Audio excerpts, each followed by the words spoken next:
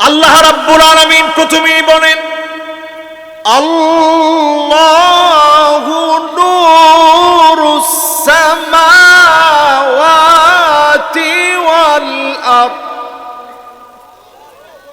এই আসমান জমিনের আলো হচ্ছে আমার আল্লাহ প্রদত্ত আলো। এই আসমান জমিনের নূর হচ্ছে আমার আল্লাহ প্রদত্ত নূর। জোরে কোন আল্লাহু আকবার। এরপরে আল্লাহ তাআলা নূরের দৃষ্টান্ত দিচ্ছেন মাসালু নূরিহি, তার নূরের দৃষ্টান্ত হচ্ছে কামিশকাত, একটা তাকের মতো। মানুষকে দিয়ে আল্লাহ তাআলা এই দৃষ্টান্ত দিয়ে দিচ্ছেন যে তুমি তোমার বডির ভিতরে লক্ষ্য করো আল্লাহর নূরটা কেমন। আল্লাহ রাব্বুল আলামিন আমাকে সাজায় দিলেন কামিশকাত, তাকের মতো করে। আমার আপনার বডির ভিতরে যিনি ছাতনিগুলোকে তাকে তাকে সাজায় দিয়েছেন তিনি কে? ছাতনি বুঝেন? সিরাজগঞ্জের মানুষ বলে ছাতনা, না অন্য কিছু বলেন? ছাতনা বলেন না? এবার ছাতনা গুনে গুনে দেখেন তো দেখি। অনেকের বডি এরকম ছাতনা একেবারে গোনা যায়, 1 2 3 4 এরকম আছে না? তো আল্লাহ রাব্বুল আলামিন কি বলছেন? আল্লাহ তাআলা বলছেন নূরের দৃষ্টান্ত হচ্ছে এরকম তাকে তাকে সাজানো ছাতনার মতো। আল্লাহ তাআলা তাকে তাকে সাজায় রাখছে। জোরে কোন আল্লাহু আকবার। তাহলে আপনার আমার কি ছাতনি আছে? বলেন আছে? এটা কিরকম দেখছেন? এরকম তাকে তাকে মানে 1 তলা 2 তলা 3 তলা 4 তলা এইভাবে আল্লাহ সাজায় রাখছে। জোরে করে আল্লাহু আকবার। এরপরে আল্লাহ রাব্বুল আলামিন বলেন ফিহা মিসবাহ,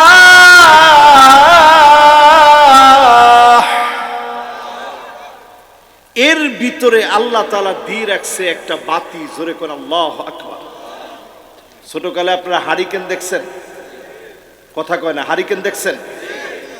কে কে হারিকেন দেখছেন? হাত উঠায় দেখেন তো দেখি। তুমিও হারিকেন দেখছো? তুমি দেখছো হারিকেন? তুমি দেখছো হারিকেন আসলে? হ্যাঁ, হারিকেন কেমন? ও চিন্তা করছে কি রে, হারিকেন কি খাওয়ার কোনো জিনিস নাকি? এবার হাত নামান। আমরা হারিকেন দেখছি না? এই তো মাশাআল্লাহ, লণ্ঠন লণ্ঠন। আল্লাহ পাক বলেন শোনো ফিহা মিসবাহ, এর ভিতরে আল্লাহ একটা বাতি বসায় দিয়েছে। আমার আপনার ছাতনির ভিতরে মালিক একটা বাতি বসায় দিয়েছে। বর্তমান চিকিৎসা বিজ্ঞান আয়াতটা নিয়ে গবেষণা করে অবাক হয়ে গেছে। এই ছাতনিগুলোর নিচে আল্লাহ বাতি বসায় রেখেছে।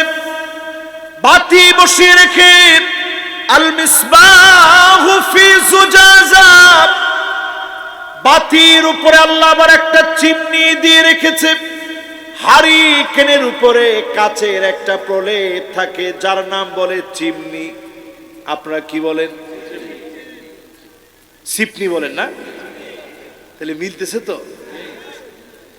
এইরকম আমার আপনার ছাতনির ভিতরে ঠিক এই জায়গাতে মালিক একটা বাতি জ্বালায় রেখেছে। ওই বাতির উপরে মালিক একটা চিমনি দিয়ে রেখেছে। সিরাজগঞ্জে বলে চিফনি। এতটুকু পর্যন্ত মিলছে তো? এরপরে শুনেন আমার ভাইরা, জুজাজাতু কান্নাহা কাওকাবুন দুররি, এটা তারকার মতো প্রজ্বলিত। এই যে চিমনিটা, এই চিমনিটা এত পরিষ্কার। একটা গুনাহ যখন করবেন চিমনির ভিতরে একটা দাগ পড়ে যাবে। 2টা গুনাহ করবেন 2টা দাগ পড়ে যাবে। ইন্নাল আবদা ইযা আখতা নুকিতাত ফি কলবিহি নুকতাতুন সাউদা,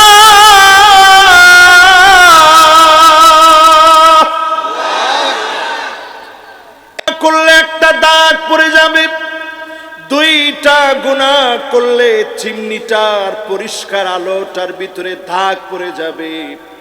যে মাহফিলে কথা বলতেছি তাকায় দেখেন লাইটের দিকে, এটাকে যদি এখন ভাঙেন শুধু কিছু গুড়া বের হবে, ভাঙে দেখবেন? তাহলে বলছি বিশ্বাস করছেন? কখনো ভাঙে দেখছেন?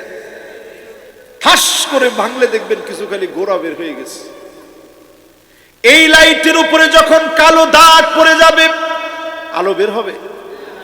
কথা কোন আলো বের হবে?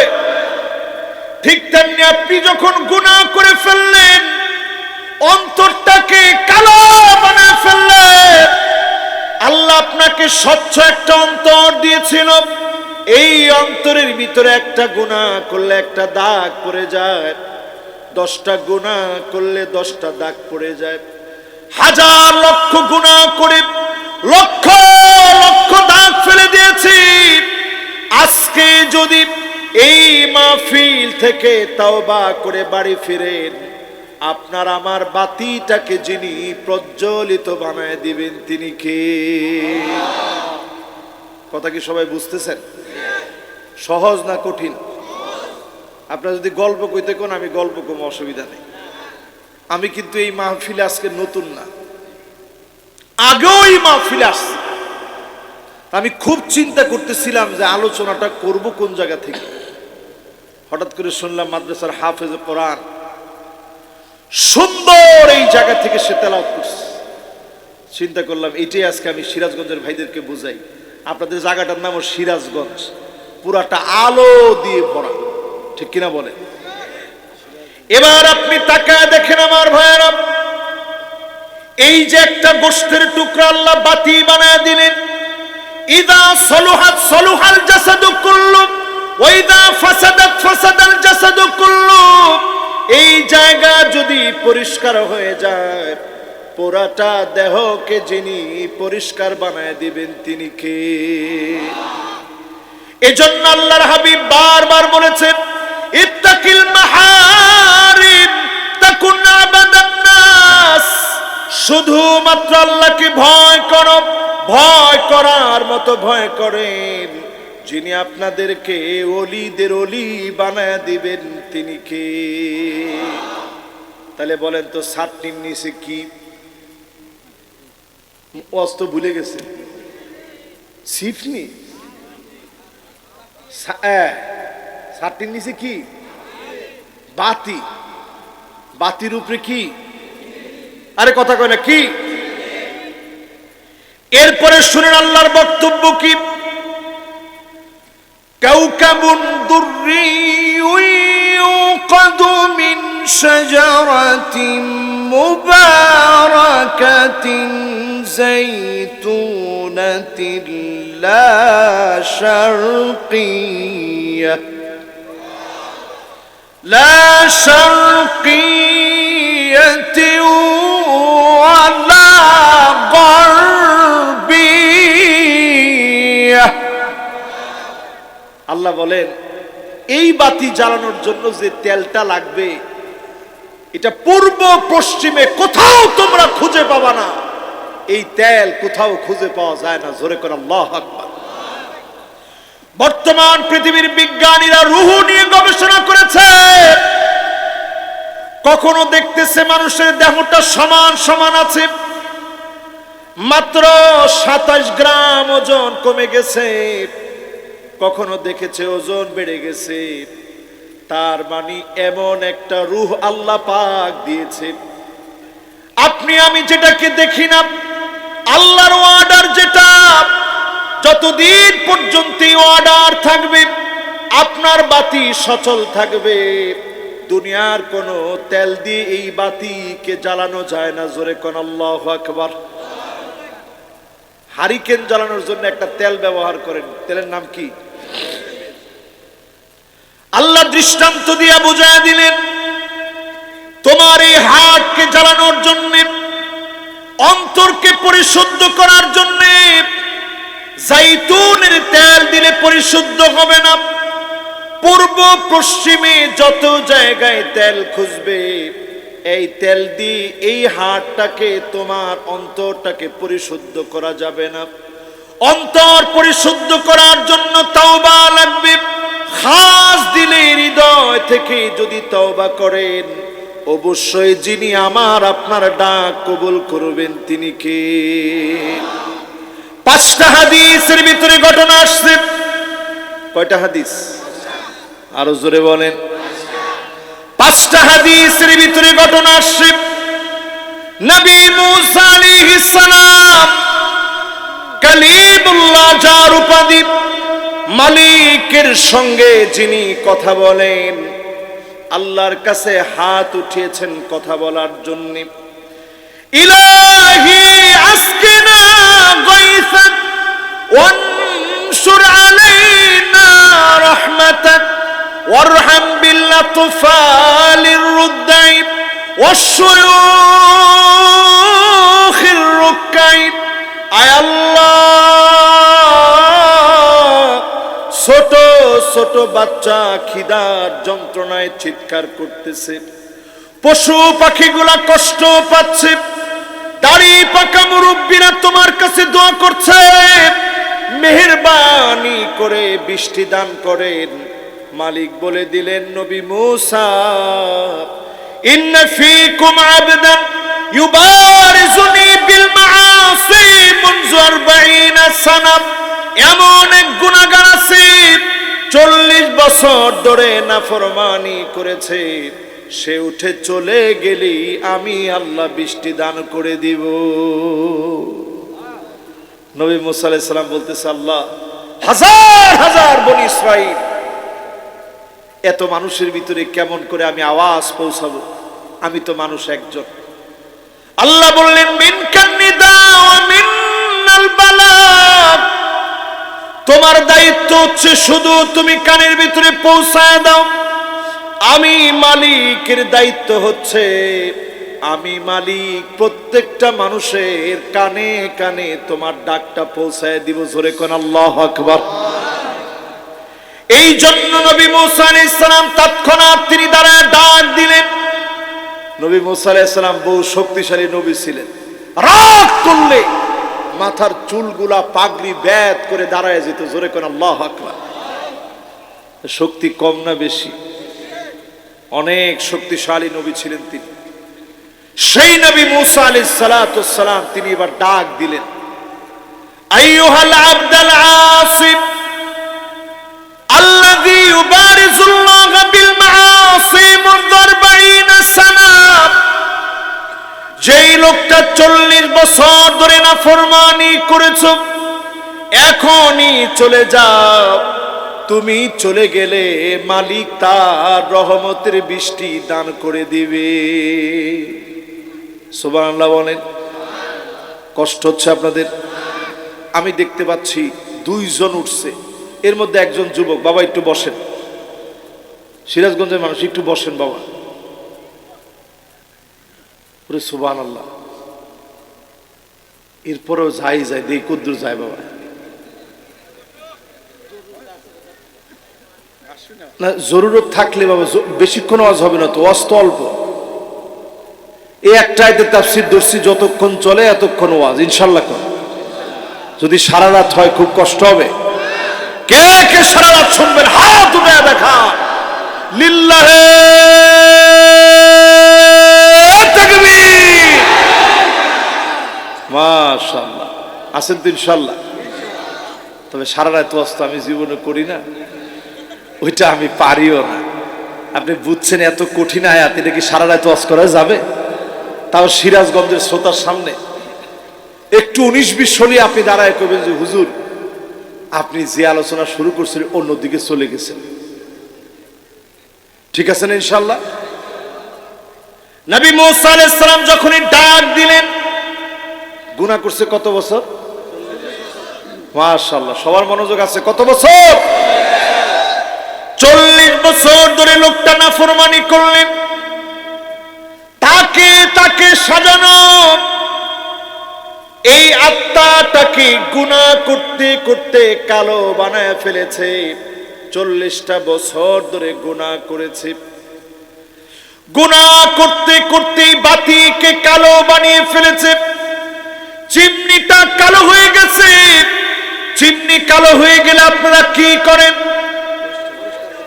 কি দিয়া হ্যাঁ, ন্যাকড়াটা নিয়ে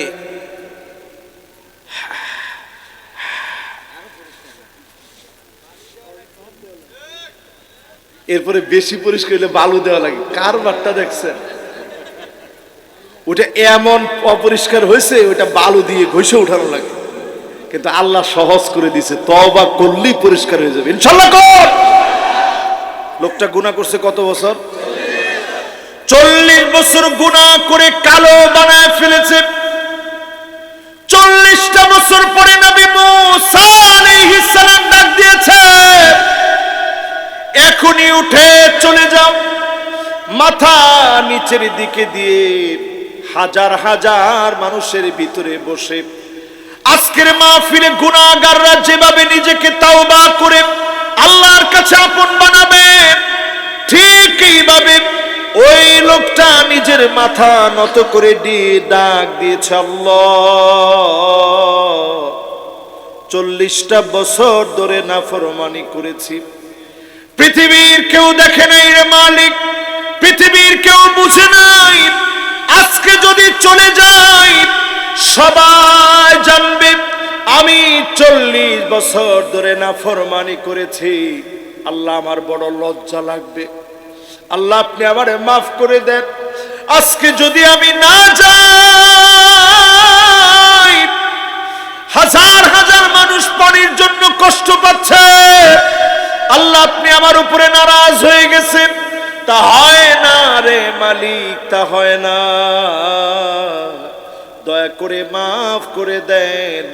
বলতে দেরি পরিষ্কার বানায়া যিনি বৃষ্টি দান করে দিলেন তিনি কে? নবী মুসা আলাইহিস সালাম লজ্জা পেয়ে গেলেন।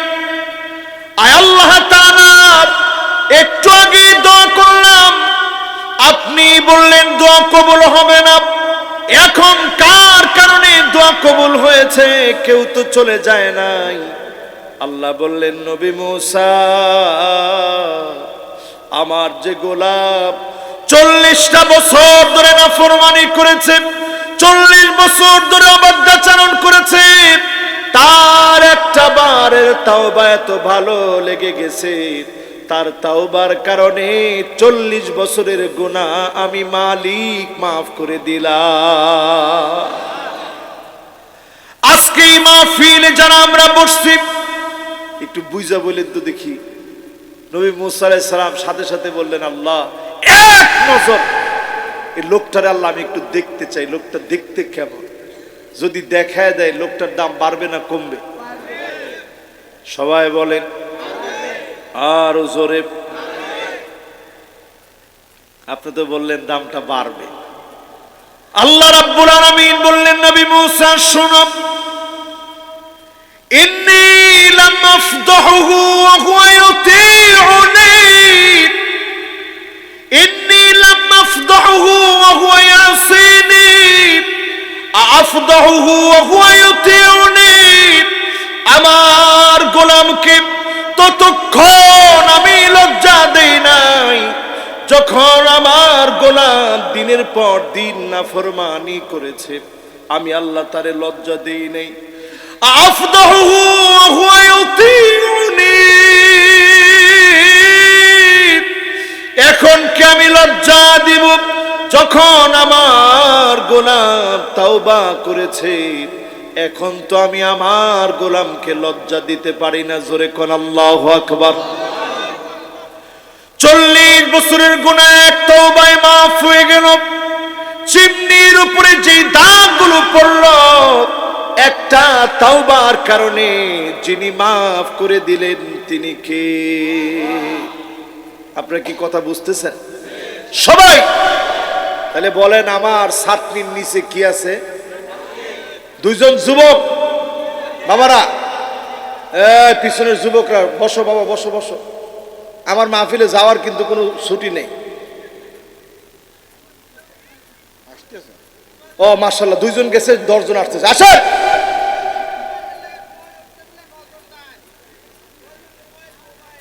ও কোনে মোবাইল কোনে?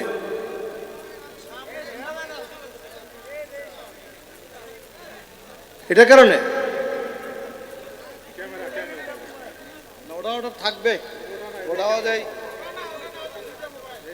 ঠিক আছে তো? ঠিক আছে তো ইনশাল্লাহ? কষ্ট হচ্ছে না তো আপনাদের? আল্লাহ রাব্বুল আলামিন চাটনির ভিতরে আল্লাহ পাক বাতি জ্বালায় দিলেন, বাতির উপরে আল্লাহ চিমনি দিয়ে দিলেন, চিমনিটা দিয়ে বাতিকে আল্লাহ পাক প্রজ্বলিত করে দিলেন। এরপরে আল্লাহ পাক বলেন ইয়াকাদু যাইতুহা ইউদি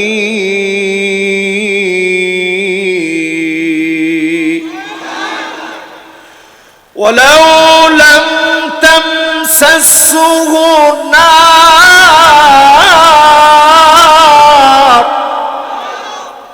কোন আগুন লাগে না, আগুন ছাড়াই বাতি জ্বলে। এই আয়াতটা নাস্তিকরা পড়ার পরে ভুল ধরার চেষ্টা করে, কি বলে পৃথিবীর কোথাও নাকি জাইতুনের তেল পাওয়া যাবে না, এটা কেমন কথা? আল্লাহ বুঝিয়ে দিলেন আজকে যদি আপনি মারা যান, কোন তেল দিয়ে আপনাকে সচল বানানো যাবে না। আপনি যদি আজকে মরে যান, লাশ হয়ে যাবে, নাম নিশানা সব মুছে যাবে।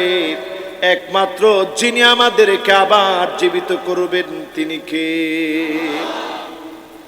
কোন রকম আগুন ছাড়াই এই দেহটা জ্বলে। এই দেহটাকে প্রতিনিয়ত মালিক জ্বালান, প্রজ্বলিত করেন, আলোকিত করেন। এই আলোকিত দেহের ভিতরে আল্লাহ পাক কেমন একটা জায়গা দিয়েছে, আপনি গুনাহ করে অন্ধকার বানিয়ে ফেলেছেন। আজকে যদি তাওবা করার মতো করে নেন, যিনি মাফ করে দিবেন তিনি কে? তবে তাওবা করার কিছু শর্ত আছে, বলবো ইনশাআল্লাহ। এক নাম্বার শর্ত হচ্ছে রুজু মিন সিফাতিন মাজমুমাতিন ইলা সিফাতিন মাহমুদা। খারাপ কাজ থেকে নিজেকে ফিরে আনবেন। আগে যেমন খারাপ কাজের ভিতরে দেখতেন, এখন নিজেকে ভালো কাজের মধ্যে দেখবেন। যখন আপনি নিজেকে ভালো কাজের মধ্যে পাবেন, বুঝবেন যিনি আপনার তাওবা কবুল করে নিয়েছে তিনি কে। তাওবা করার শর্ত হচ্ছে নাদাম, নিজেকে লজ্জিত বানায়া মালিকের সামনে দণ্ডায়মান হবেন। চোখের পানিগুলো ছেড়ে দিবেন, আল্লাহর কাছে কাঁদবেন, খাস দিলে তাওবা করে নিবেন। যিনি আপনাকে মাফ করে দিবেন তিনি কে? তবে কারো সঙ্গে আপনি জুলুম করলেন, কান খারাপ আছে তো? এরকম জালেম সমাজের ভিতরে আছে না নাই? আপনি কারো সঙ্গে জুলুম করলেন, লোকটা হায়াতে জীবিত আছে, তার হাত ধরে গিয়ে বলেন ভাই আপনার সঙ্গে জুলুম করে ফেলেছিলাম, মাফ করে দেন। প্রয়োজনে আমার কাছ থেকে আপনি প্রতিশোধ গ্রহণ করে নেন।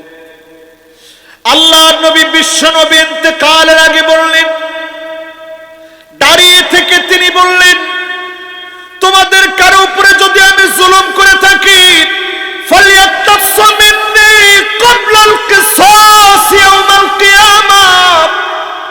কিয়ামতের দিন আল্লাহ চুলচেরা বিচার করবেন, হিসাব নিকাশ চুলচেরা হবে। সেই হিসাবের আগে আমার বিচার তোমরা করো। কারো উপরে যদি সামান্য জুলুম করে থাকি। কান্নার রোল পড়ে গেল সাহাবায়ে কেরামের মধ্যে, সবাই মাথা নিচের দিকে দিয়ে রাখলেন। আল্লাহর নবী আবার বললেন, কারো উপরে যদি কোনো জুলুম করে থাকে, তিল পরিমাণ যদি কোনো জুলুম করে থাকি, প্রতিশোধ নিয়ে নাও। ফালিয়াতাসাম মিন্নি ক্বাবলাল কিসাস ইয়াউমাল কিয়ামাহ। কিয়ামতের দিনে মালিক হিসাব নেবেন, তার আগে আমার হিসাবটা নিয়ে নাও। আজকে যদি আমরা জালেমদের দিকে তাকাই, অধিকাংশ জালেম দেখবেন চার কারণে জুলুম করে। কয় কারণ? আর আসতে বলেন কয় কারণ? অন্তরগুলা কালো হয়ে গেছে। জুলুম করে চার কারণে। এক নাম্বার কারণ হচ্ছে জালেমের যখন টাকা হয়ে যায়, কি হয়? ও ঠিক তো জোরে কইলেন না, আর আসতে বলেন। মান ইয়াতামাদা আলা মালিহি কল্লাব, জালেম যখন টাকা পেয়ে যায়, জালেম তখন জুলুম করা শুরু করে। জালেমের মনে তখন থাকে না কারণকে যিনি ধ্বংস করে দিয়েছেন তিনি কে। ওমান ইয়াতামাদা আলান নাসি মাল্লাব, দুই নাম্বার জালেম জুলুম করে যখন চারপাশে কিছু লোক হয়। ঠিক কিনা বলেন? নেতা তোমার ভয় নাই, রাজপথ ছাড়ি নাই, তখন নেতার ভিতরে আসতে শয়তান উস্কানি দিতে থাকে। ঠিক কিনা বলে? ঠিক তো জোরে কর নাই। তাহলে এক নাম্বার জুলুম করে কেন? কিসের জন্যে? দুই নাম্বার কেন? একটু চারপাশে লোক হলেই জালেম জুলুম করা শুরু করে দেয়। ঠিক কিনা বলে?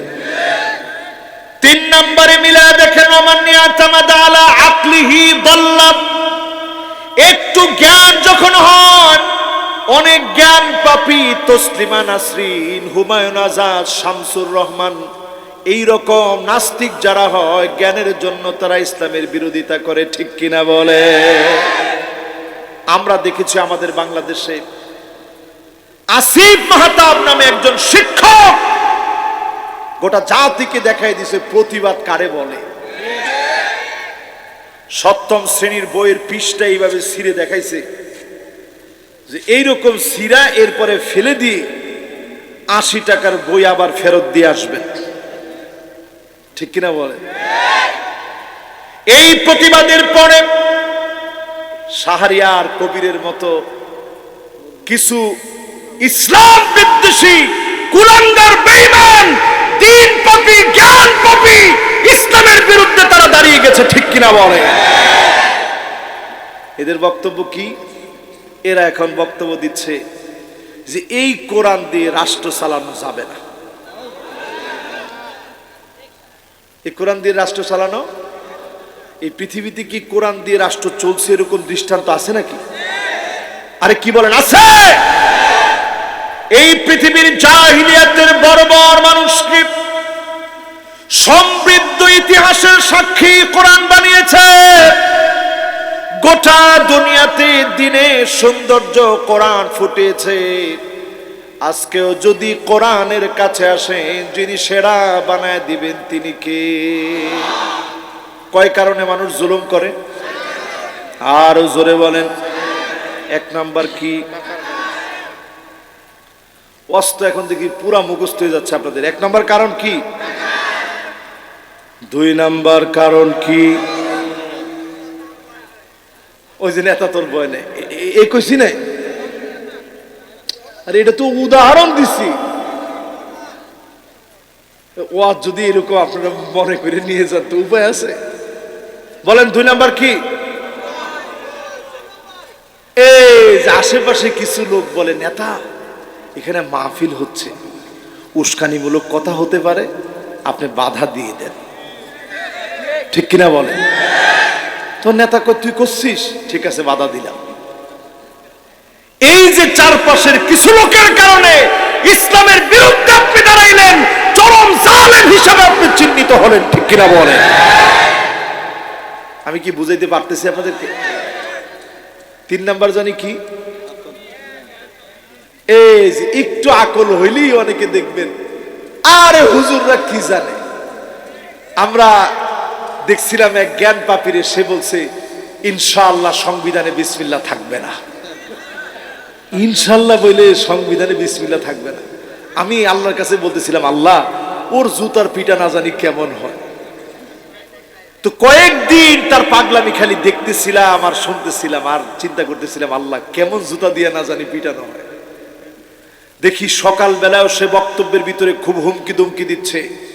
সে বক্তব্যে বলছে আসেন হুজুররা বাহাস হবে। আলিব্বা তাসা কি খালি আপনারা পড়ছেন? আমি চিন্তা করলাম, আল্লাহ আজকে একটা পতন তারে দিয়ে দিও।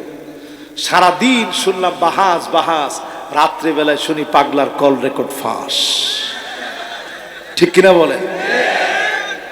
সংসদে দাঁড়ায় একজন, উনি সিয়াসিতটা সব পড়ে ফেলছে।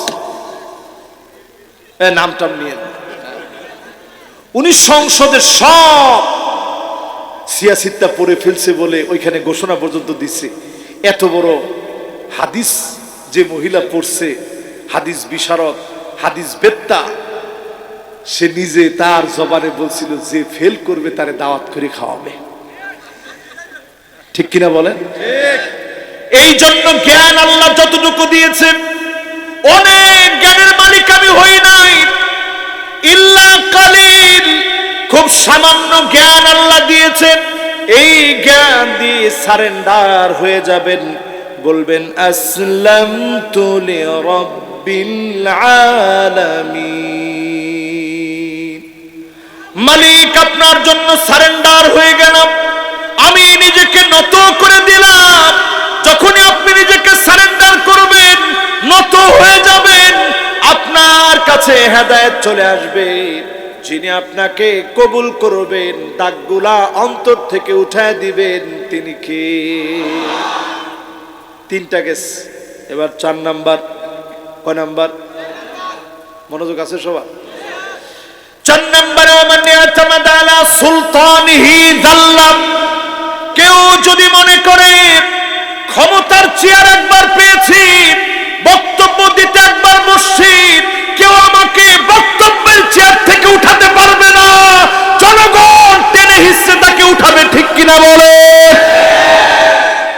আমি কিন্তু অন্য কারো কথা বলি না, আমার নিজের কথা বলতেছি। এখন ফজর পর্যন্ত যদি আমি বসে ওয়াজ করতে থাকি, যুবকরা টাইনি নামাবে যে হুজুর মাথায় কি ডিস্টার্ব হয়েছে নাকি, শুরু করছেন কি আপনি? তো সেই কথা আমি বলছি আপনাদেরকে, ক্ষমতার চেয়ার কোনোদিন স্থায়ী না, বক্তব্যের চেয়ারও স্থায়ী না। যখনই আপনি মনে করবেন এই চেয়ারে বসছে, জীবনে কোনোদিন নামাবে না, টেনে হিসড়ে ইজ্জত নষ্ট করে নাস্তানাবুদ করে ডাস্টবিনে নিক্ষেপ করা হবে। ঠিক কিনা বলে? এই যে 4টা কথা বললাম, 4টার সঙ্গে সমাজের মিল আছে না নাই? 1 নাম্বার, 2 নাম্বার, 3 নাম্বার, 4 নাম্বার। এই যে ক্ষমতার চেয়ার, এই কোনোটাই থাকবে না। আমাদের জায়গাটা কোন জায়গায় এবার একটু মিলাই দেন। ওমান ইয়াতামাদা আলাল্লাহি ফালা তাল্লা ওয়ালা মাল্লা ওয়ালা দাল্লা ওয়ালা যাল্লা। যদি আপনি আল্লাহর উপরে নির্ভর করেন, টাকা লাগবে না, চারপাশের লোক লাগবে না, তেমন জ্ঞানী হওয়া লাগবে না, ক্ষমতার চেয়ার লাগবে না, পাগড়িওয়ালা আফগানের মুজাহিদদেরকে যেইভাবে আল্লাহ ইমারত ইসলামী দিয়েছে, দিক দিগন্তে কালেমার বিজয় দিয়ে দিবে। ঠিক কিনা বলে? বিশ্বাস হয়? পাগড়িওয়ালা বুঝেন? 5 বছর আগে যদি আমি এই ওয়াজ করতাম, ওইখানে আমার ভাইরা দাঁড়ায় থাকতো, মাহফিলটা শেষ করে যাওয়ার সময় বলতো হুজুর উঠেন। কি কই যাবো? বলতো হুজুর একটু চলেন। আফগানিস্তানের কথা বলছেন, সাহস তো কম না আপনার। কিন্তু এখন গলা ফাটিয়ে আফগানের কথা বলা যায়। ঠিক কিনা? গোটা দুনিয়াকে পাগড়িওয়ালারা দেখায় দিয়েছে। অর্থনৈতিক সমৃদ্ধি কাকে বলে, মুদ্রার মানকে তারা উন্নীত করেছে। পেপসি, 7 আপ, স্প্রাইট, ফান্টা সব যখন দুনিয়াকে গ্রাস করে ফেলেছে, আমার পাগড়িওয়ালারা পামির কোলা গোটা দুনিয়ায় সাপ্লাই করে দিচ্ছে। আল্লাহু আকবার কর। পার্লার গুলা দেশে তালা লাগাই দিয়েছে, আইলেনা, আইশ্যাডোর, আইল্যাশ, বুরু প্লাক করবার সুযোগ নেই। ঠিক নেই? দোকানপাটে ব্যবসা বাণিজ্য করতেছে, মহিলাদের পুতুল একটা দিয়া ওইটারে এমন ভাবে সাজায় রাখে, ওইটা দেখলেও তো একটা যৌন সুশ্রী তৈরি হয়। আফগানের সরকার ওইটাকে পর্যন্ত ব্যান করে দিয়েছে। ওইটা এখন আর থাকবে না, ব্যান করে দিছে। এগুলো সব বন্ধ, এগুলো আমার দেশে চলবে না। জোরে কোন আল্লাহু আকবার। এই মাহফিলের বিষয় আজকে বলি আমার ভাইয়েরা শুনেন। কোরআনের রাজ যদি জমিনে কায়েম হয়ে যায়, আজ আফগানিস্তানের মুসলমানরা দেখিয়েছে একদিন দুই দিন না, যুগের পর যুগ তারা মার খেয়েছে। আমেরিকা তাদেরকে মেরেছে, মালিক দেখা দিয়েছে যেই জমিনে রক্ত ঝরে ওই জমিনে যিনি ইমারতে ইসলামকে প্রতিষ্ঠা করে দেন তিনি কে? আমার দেশে অনেক রক্তের সাক্ষী আছে, আমার দেশ অনেক রক্তের বিনিময়ে অর্জিত, দ্বীনের জন্য অনেক রক্ত আমার বাংলাদেশে ঝরেছে। শুধু যদি আমরা ইসলাম বুঝি, ঐক্যবদ্ধ হয়ে যায়, এমন সময় আসবে কালেমার পতাকা দিক দিগন্তে উড়বে, কেউ আটকা দিতে পারবে না, পারবে না এবং পারবে না। ঠিক কিনা বলেন? সবাই রাজি আছেন ইনশাআল্লাহ? তাহলে বলেন তো দেখি, কয় কারণে মানুষ জুলুম করে? 1 নাম্বার, 2 নাম্বার, 3 নাম্বার, 4 নাম্বার। আমাদের জায়গাটা জানি কোনটা? জিজ্ঞেস আমাদের জায়গা কোনটা? সবগুলো। আমাদের জায়গা হচ্ছে আমরা একজনের উপরে নির্ভর করি, তিনি কে? কথা কি বুঝতে পারতেছেন সবাই? এবার আসেন আমার ভাইয়েরা, আল্লাহ রাব্বুল আলামিন বলছেন ইয়াহদিল্লাহু লিনূরিহি মান ইয়াশা।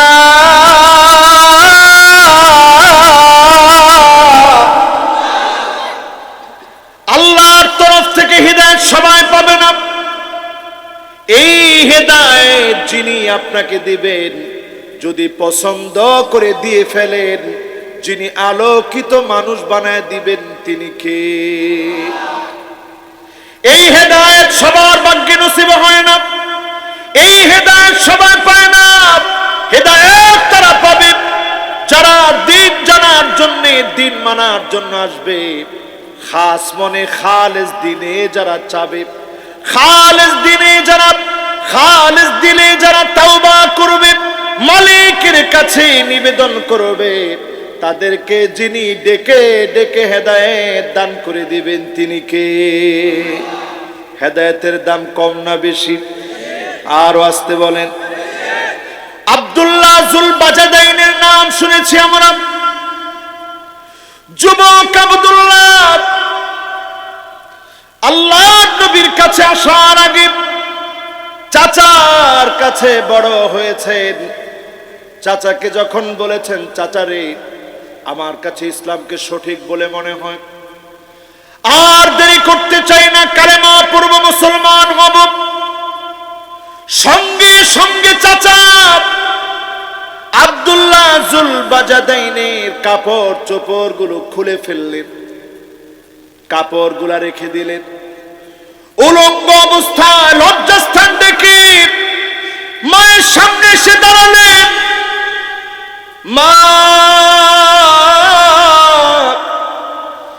আমি আল্লাহর নবীর কাছে যাব, কালেমা পড়ব। এই দৃশ্য দেখে মা একটা কম্বল তার দিকে ফেলে দিলেন, ছুঁড়ে মারলেন, কম্বলটা নিয়ে টেনে 2টা ভাগ করলেন, লজ্জাস্থান ডাকলেন, গায়ের মধ্যে কম্বল জড়ায়া নবীজির সামনে চলে গেলেন। আল্লাহর নবী দেখে বললেন, কে গো তুমি, কি তোমার পরিচয়? পরিচয় দিয়ে বললেন, নবীজি আমি কালেমা পড়তে এসেছি। আল্লাহর নবী বললেন, তোমার নাম আব্দুল্লাহ, তুমি আল্লাহর গোলাম। আব্দে শামস তোমার নাম হতে পারে না, আজ থেকে তুমি আল্লাহর গোলাম। তোমার উপাধি হলো 2 টুকরা কম্বল নিয়ে এসেছো। জুলবাজাদাইন হিসাবে নবীজি উপাধি দিয়ে দিলেন। বলেন আল্লাহু আকবার। তাবুকের যুদ্ধের দামামা বেজে উঠেছে। আব্দুল্লাহ কোন যুদ্ধে যেতে পারেন নাই, মাত্র কালেমা পড়েছেন। তাবুকের প্রান্তে চলে গেলেন, আল্লাহর নবীর কাছে এসে বললেন, নবীজি দোয়া করে দেন, তাবুকের প্রান্তে আমি আব্দুল্লাহকে মালিক যেন শহীদ বানায় নেন। বলেন আল্লাহু আকবার। আল্লাহর নবী দোয়া করলেন,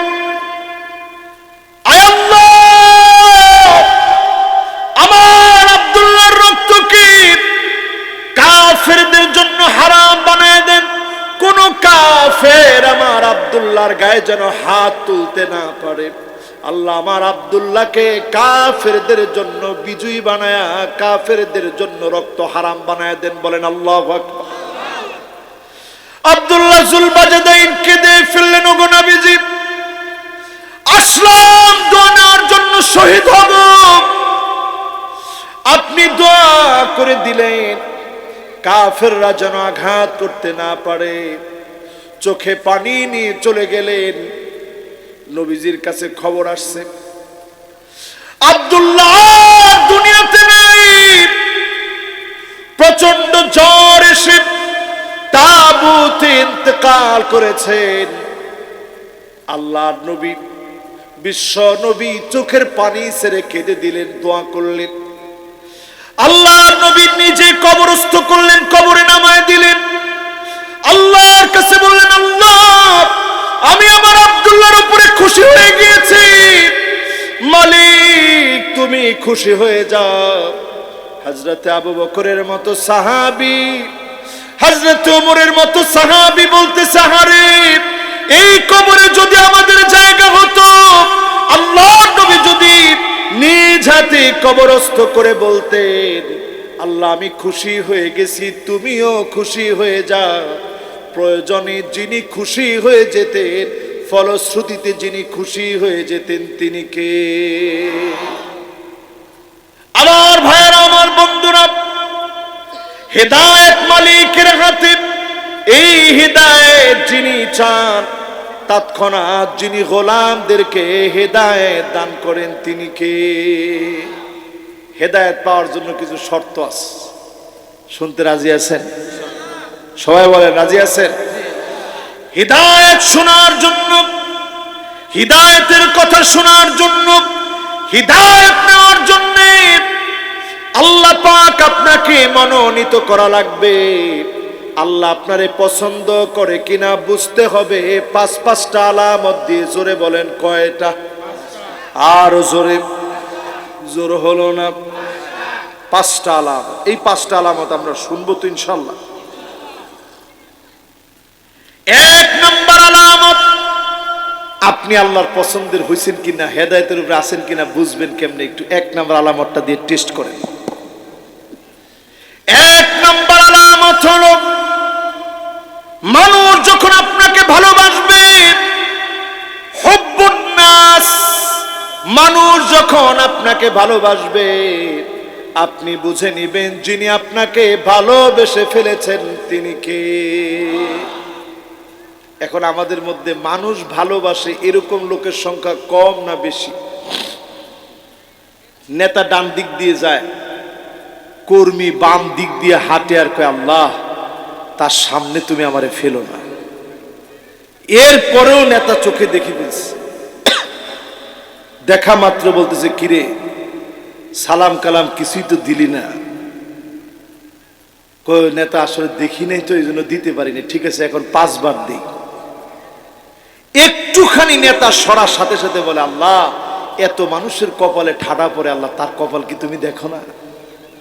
এরকম লোক আছে না নাই? উকরিমার রাজুল মাখাফাতা শাররিহি, কথাগুলো মনে হয় আপনাদের কাছে কষ্ট লাগতেছে। এমন কিছু লোক থাকবে শুধুমাত্র তার অস্ত্রের কারণে, ক্ষমতার কারণে তাকে মানুষ ভয় করবে। এমন লোকগুলা সমাজের সবচাইতে বড় নিকৃষ্ট পদের লোক, ঠিক কিনা বলে? এমন লোক এখন আছে না নাই? আপনি আমি হেদায়েতের উপরে থাকার জন্য 1 নাম্বার কাজ করব, মানুষের সাথে ভালো ব্যবহার। ফলশ্রুতিতে যিনি আপনাকে ভালোবেসে ফেলবেন তিনি কে? 2 নাম্বার কাজ করব, হুব্বু তিলাওয়াতিল কোরআন ওয়া তাদাব্বুরিহি ওয়া সিমাইহি। এই কোরআন পড়বেন, পড়া শিখবেন। এই কোরআন বুঝবেন, বোঝা শিখবেন। এই কোরআন শুনবেন, শোনা বুঝবেন। এই কোরআন শুনে শুনে বুঝতে শিখবেন। এই কোরআন পড়বেন, আলিঙ্গন করবেন, মহব্বতের বন্ধনে কোরআনকে নিবেন। এই কোরআনের রাজ কায়েমের জন্য সমাজের ভিতরে চেষ্টা ফিকির করবেন। যিনি আপনাকে ভালোবেসে হেদায়েতের পথে রাখবেন তিনি কে? কথা কি বুঝে আসতেছে সবার? আমার তো মনে হয় না বুঝে আসতেছে। 1 নাম্বার আলামতটা বলেন। আর আমাদের দেশের কিছু লোক বলে যে আমি একেবারে স্ট্রেট ফরওয়ার্ড ডাইরেক্ট কথা বলি। তুমি তো জানো না এই ডাইরেক্ট কথা বলা ইসলামে হারাম। ইসলামে কি? জোরে বলেন কি? স্ট্রেট ফরওয়ার্ড হতে ইসলাম কখনো আপনাকে বলেনি। ইসলাম বলেছে কুলিল হক, সত্য কথা বলো। কুলিল হক ওয়ালাউ কানা মুররান, কুলিল হক ওয়া ইন কানা মুররান, সত্য বলো যদিও তিতা লাগে। সামনাসামনি কাউকে লজ্জা দেওয়া যাবে না, ইঙ্গিতে বলা লাগবে। আপনি যদি সামনাসামনি বলেন আপনি নিজ ইসলাম থেকে অনধিকার চর্চা করলেন, ঠিক কিনা বলে? এই জন্য যতজন আমার সামনে বসছেন, 1 নাম্বার কাজ মানুষের সঙ্গে সুন্দর ব্যবহার করবেন। যিনি আপনারে ভালোবাসবেন তিনি কে? 2 নাম্বার কাজ এই কোরআন পড়বেন, বুঝবেন, আমল করবেন। রাজি আছেন ইনশাআল্লাহ? 3 নাম্বার কাজ ইত্তিবাউস সুন্নাহ, নবীর সুন্নতের উপরে থাকবেন। হিদায়াতের উপরে আছেন এটা বোঝার জন্য নবীর সুন্নত লাগবে। আপনার মুখের ভিতরে কোনো দাড়ি নাই, আপনার টাকনুর নিচে প্যান্ট, হাতের ভিতরে ব্যাসলাইট পড়েছে, কানের ভিতরে দুল দিয়েছেন, মসজিদ কমিটির সভাপতি, টাকার জোরে আপনি হতে পারেন, মোটেও আপনি হিদায়াতের উপরে প্রতিষ্ঠিত হতে পারেন নাই, ঠিক কিনা বলে? আর একটু বুঝাই দেই, কষ্ট পাবেন না তো? আমাদের দেশে দেখবেন কিছু হলেই অনেকে বলে আমি হুজুর কম করি না ইসলামের জন্য, 70-80 রাকাত পর্যন্ত নামাজ পড়ি। তোরে কে কইছে 70-80 রাকাত নামাজ পড়তে? কিরে না না, উনি 70-80, আপনি 5 ওয়াক্তের কথা কন। 5 ওয়াক্ত তো পরে, ওটা 70-80 রাকাত তো অতিরিক্ত। আপনি আছেন কনে?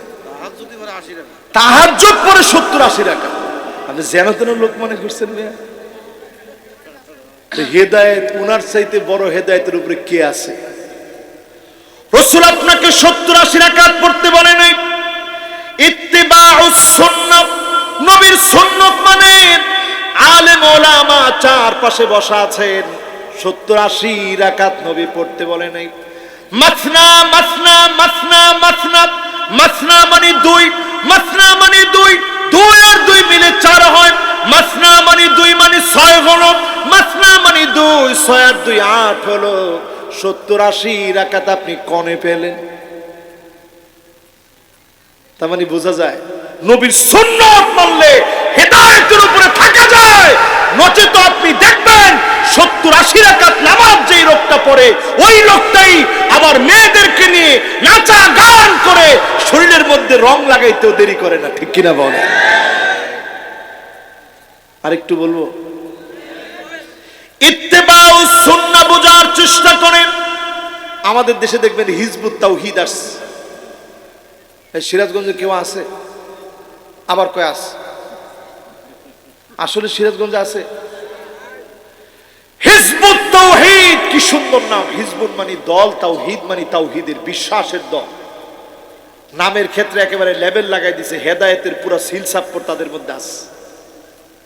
এরকম হেদায়েতের সিল সাপ্পর মেরে হিজবুত তাওহীদ নাম দি যেই লোকটা তাদের ইমাম, তাদের ইমাম না, তাদের কি কথা কেন, তাদের কি, তাদের ইমাম।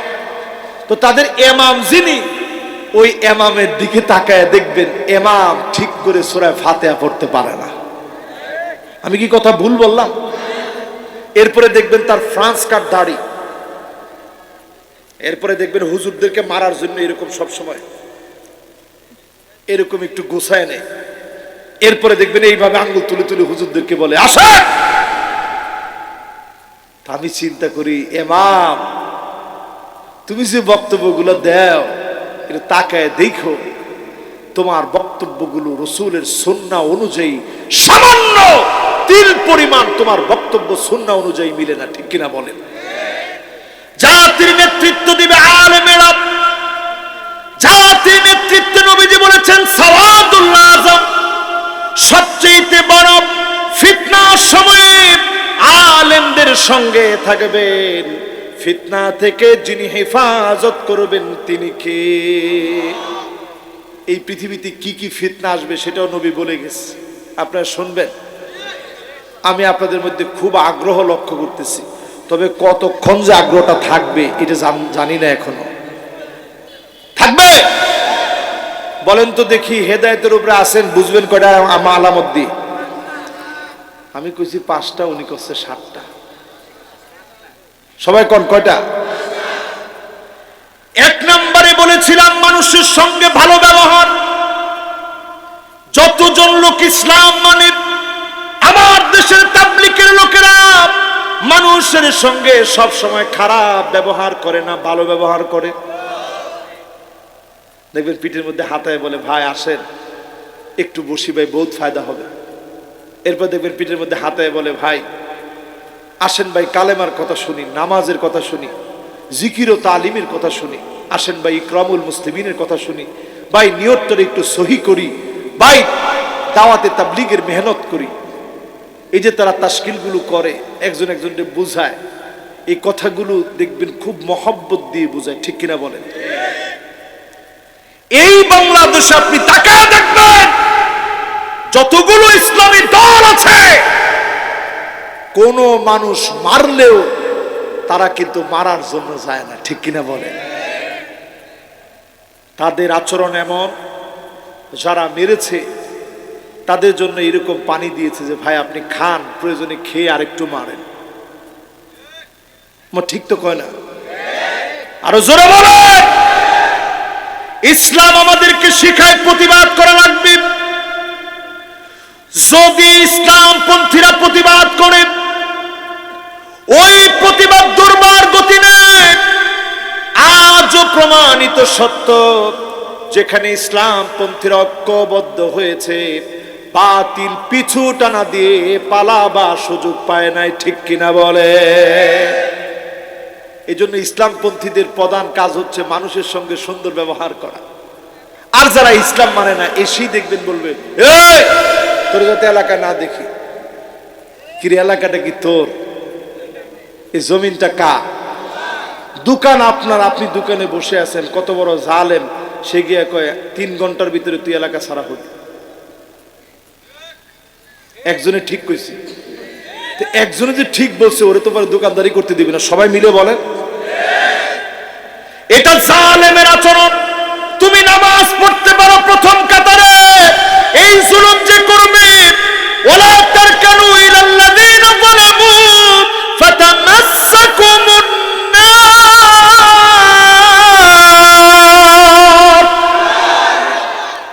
তুমি মনে করছো খালি নামাজ পড়লে পার পেয়ে যাবা? এরকম জালেম যে মানুষকে ঘরে বসতে দেয় না, দোকানে যেতে দেয় না, মানুষের সঙ্গে মিশে না, মানুষ তার জন্য বদদোয়া করে, আল্লাহ বলছে ফাতামাসসাকুমুন নার, আয় তোরে দেখাবো জাহান্নাম তোকে গিলে গিলে খাবে, ঠিক কিনা বলে? 2 নম্বরে বলেছিলাম এই কোরআন পড়া লাগবে। 3 নম্বরে বলেছিলাম যতজন এই মাহফিলে বসলেন নবীজির সুন্নাহ মানা লাগবে। এখন আমাদের ঘর থেকে শুরু করে, আমাদের বাড়ি থেকে শুরু করে, পাড়া থেকে শুরু করে, সমাজ থেকে শুরু করে, রাষ্ট্র অবধি যদি আমরা খুঁজি, জায়গায় জায়গায় তাকায় দেখবেন সব আছে। রাস্তাঘাটের উন্নয়ন হচ্ছে, দিন দিন আমাদের ইমানের অবমূল্যায়ন, আর ইমান দিন দিন শেষ হয়ে যাচ্ছে, ঠিক কিনা বলে? ছেলেদের হাতের ভিতরে ব্যাসলাইট চলে এসেছে, মানে হাতের ভিতরে বালা, গলার ভিতরে মালা, কানের ভিতরে দুল, বাকি আছে শুধু নাকের ফুল। মেয়েরা এখন সব প্যান্ট শার্ট পরাকে আধুনিকতা বলে মনে করে, ঠিক বলছে একজন, আরো জোরে বলেন। আধুনিকতা মানে প্যান্ট শার্ট পরা, আধুনিকতা মানে লিপস্টিক মেরে, স্বামী যখন ঘুমায় আছে লিপস্টিক মেরে বাজারে বাজার করতে যাওয়া, এইটার নাম হচ্ছে আধুনিকতা, ঠিক কিনা বলে? এরপরে দেখবেন মহিলাদের জিহ্বার ভিতরে কিছু রোগ আছে, এটা আমার কথা না, ইমাম গাজালি আলাইহির রাহমা ইহয়া উলুমিদ্দিনের ভিতরে বলছেন মহিলাদের জিহ্বার ভিতরে কিছু রোগ আছে। 1 নম্বর রোগ হচ্ছে লাআন, অধিক পরিমাণে আল্লাহ আমার স্বামীর মাথার উপরে ঠাডা ফেলা। কি কর? আচ্ছা কত দেখি, স্বামীর মাথায় যদি ঠাডা পড়ে, এই ঠাডা তো তোমার মাথায় পড়লো, ঠিক কিনা? এরপরে দেখবেন এই জিহ্বা দিয়ে ইয়াতাকাররার বিমা ইয়াকরাহ, যে জিনিসে স্বামী অপছন্দ করবে বারবার জিহ্বা দিয়ে সেই কথাগুলা, তিতা কথা বারবার বলবে, ঠিক কিনা বলে? কি ঠিক? মহিলারা এরকম বলে? আজকে টাকা দিছে 25,500 না, 25,500 টাকা দেওয়ার পরে আপনারা এত জোরে ঠিক বলবেন?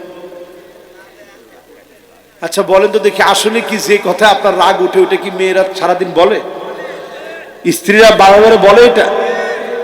এরপরে দেখবেন এই জিহ্বা দিয়ে আপনাকে বারবার বলবে, গালিগালাজ করবে, সাদ্দাকার, বারবার আপনাকে গালিগালাজ করবে।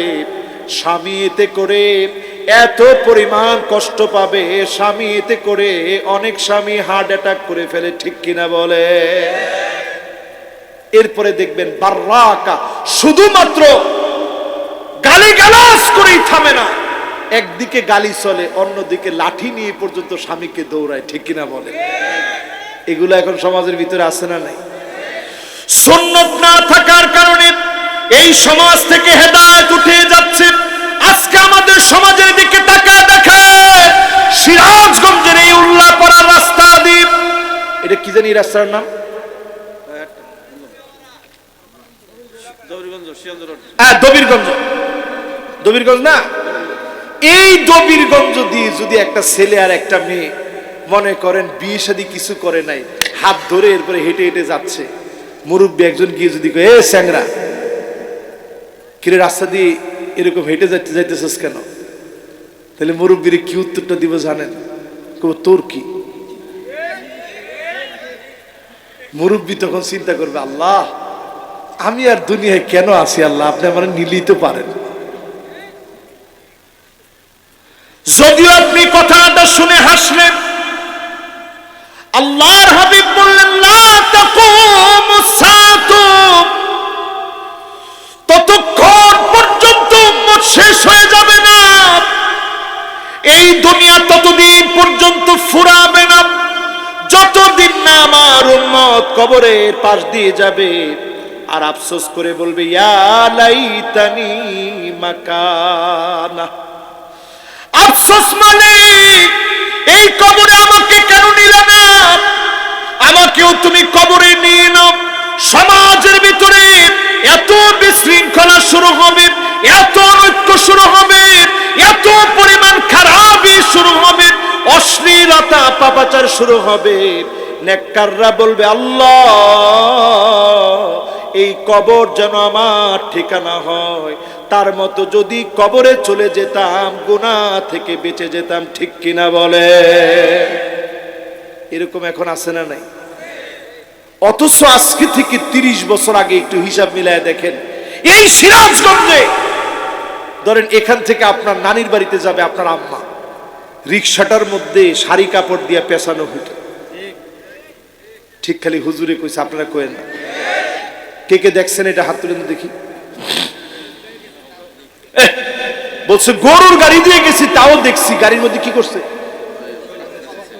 এটা শুধু হুজুরদের বউদের ক্ষেত্রে?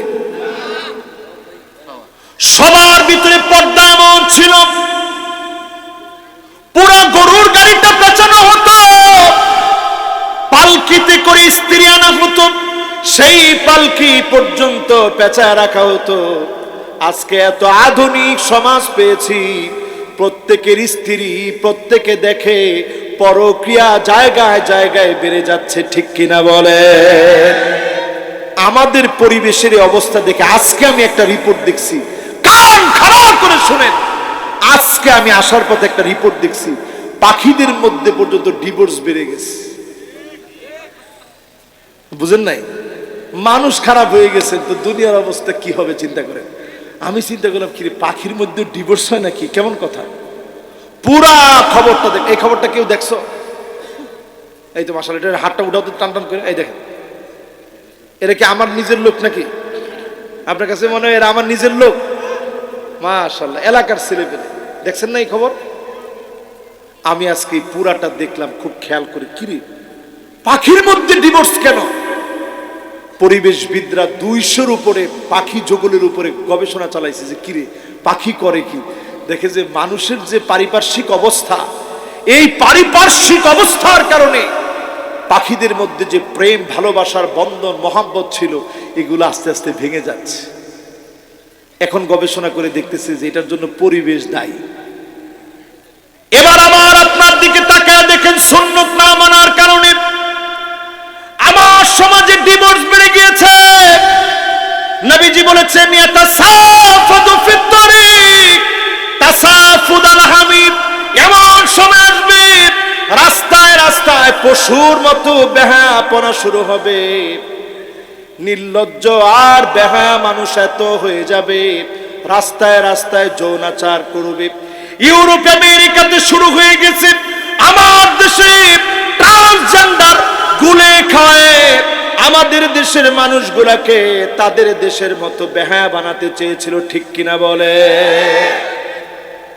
অলরেডি এখন যে অবস্থা চলতেছে আরো খারাপ হয়ে যেত। মালিকের কাছে আমরা পানা চাই, সুন্নত মেনে যেন জীবন যাপন করতে পারি। আল্লাহ যেন তৌফিক দান করেন, পড়েন আমিন। সুন্নত মানলে দুনিয়াতে 4টা ফলাফল পাবেন। কয়টা? আরো আওয়াজ করে, আরো জোরে,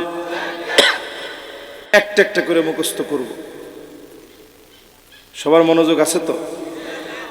আমি আর সর্বোচ্চ 20টা মিনিট আপনাদেরকে কষ্ট দিব ইনশাআল্লাহ। এই 20টা মিনিটে একটা লোকেরও উঠতে দেওয়া যাবে না, ঠিক সবাই মিলে কোন?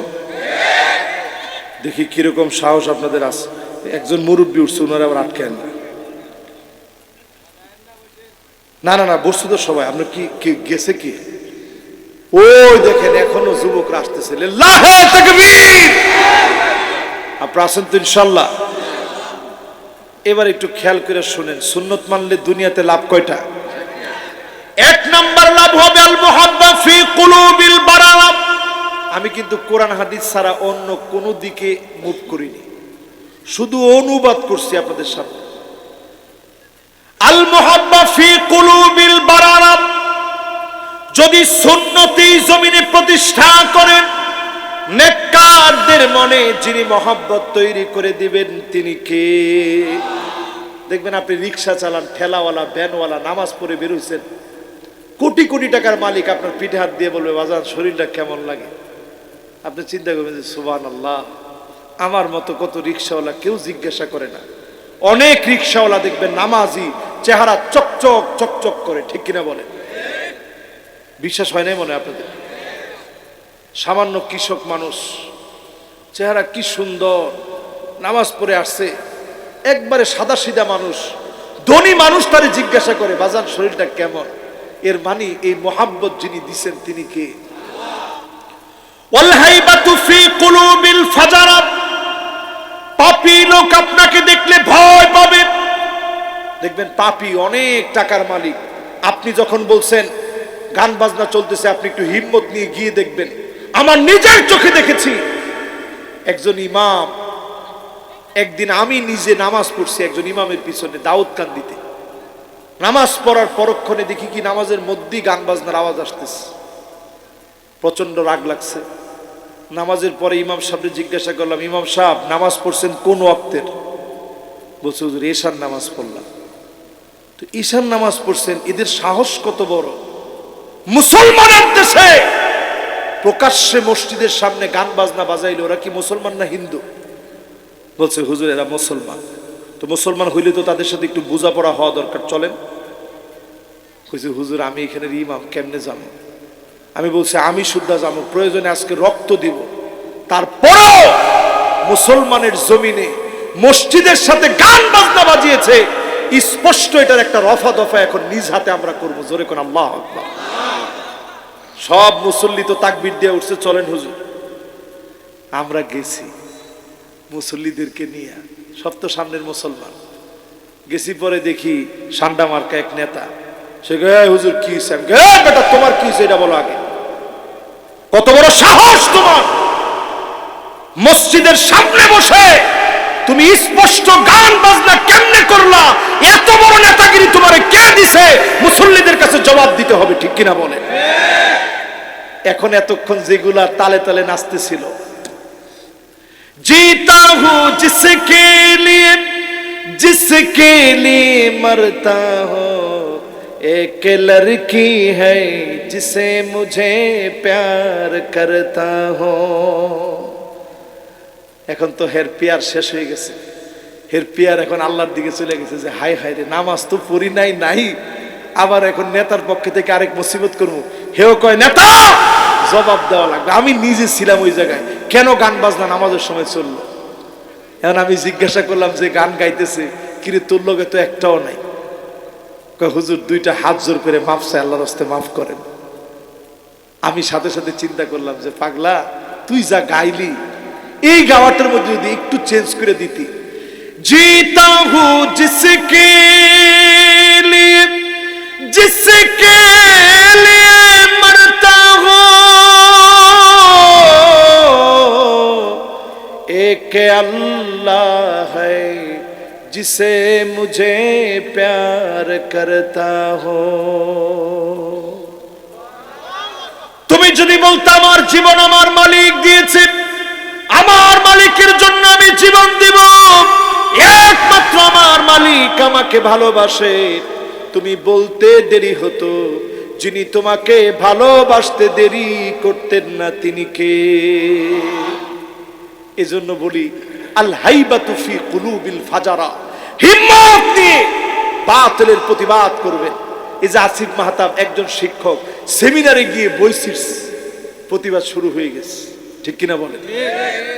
প্রতিবাদ করে হিম্মত নিয়ে বাতিলের বিরুদ্ধে, গান বাজনাকে রুখে দেয়, বিবাহ অনুষ্ঠানকে সহজ করে, আইসারুহা মাউনা, বিবাহ সহজে বিবাহ দেন, মহারানা কম করে ধরেন।